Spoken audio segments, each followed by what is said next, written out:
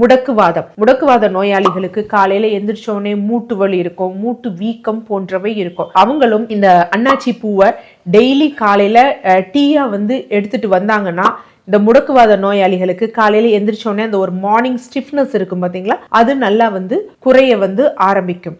ஆனா இதை யார் எடுக்க கூடாது அப்படின்னா, கேன்சர் கண்டிஷன் இருக்கு, ஈஸ்ட்ரோஜன் ஹார்மோன் அதிகமாகி சில புற்றுநோய்கள் வரும், மார்பக புற்றுநோய்கள் போன்றவை. ஸோ அவங்கெல்லாம் என்ன பண்ணக்கூடாது அப்படின்னா இந்த அன்னாச்சி பூ டீயை எடுக்கக்கூடாது. முன்னாடி நம்ம ஒன்று சொல்லியிருந்தோம், என்ன அப்படின்னா இந்த டாமி ஃப்ளூ மாத்திரைகள் இருக்கு பார்த்தீங்களா, அதில் ஷிக்மிக் ஆசிட் இருக்கிறனால தான் அதை நம்ம யூஸ் பண்ணோம் அப்படின்னு. அப்போ நமக்கு இந்த ஷிக்மிக் ஆசிட் இதுலேருந்து முழுமையாக நமக்கு கிடைக்கணும் அப்படின்னா யூஸ்வலாக குவர்சிட்டின் அப்படிங்கிற சத்து இருக்கக்கூடிய உணவுப் பொருளை சேர்ந்து எடுத்தோம்னா நமக்கு இந்த ஷிக்மிக் ஆசிட் முழுவதுமாக இந்த அன்னாச்சி பூலேருந்து நமக்கு கிடைக்கும். அப்போ நம்ம யூஸ்வலா இந்த குவர்செட்டின் எதுல இருக்கு, நம்ம நிறைய பதிவுல பார்த்துருக்கோம், வெங்காயம், பூண்டு, கொடமிளகாய், புரோக்கோலி. ஸோ இந்த மாதிரி விஷயங்கள்ல என்ன இருக்கு அப்படின்னா இந்த குவர்செட்டின் அதிகமாக இருக்கு. ஆனா அதெல்லாம் விட அதிகமா இருக்கிறது என்ன இருக்கு அப்படின்னு பாத்தீங்கன்னா ஒரு ஆப்பிள்ல இருக்கு. ஸோ அப்ப இந்த அன்னாச்சி பூ டீ ஒன்ன குடிச்சிட்டு ஒரு ஆப்பிள் ஃபுல்லா நம்ம சாப்பிட்டோம் அப்படின்னா இந்த ஷிக்மிக் ஆசிட் ஃபுல்லா நமக்கு கிடைக்கும். ஸோ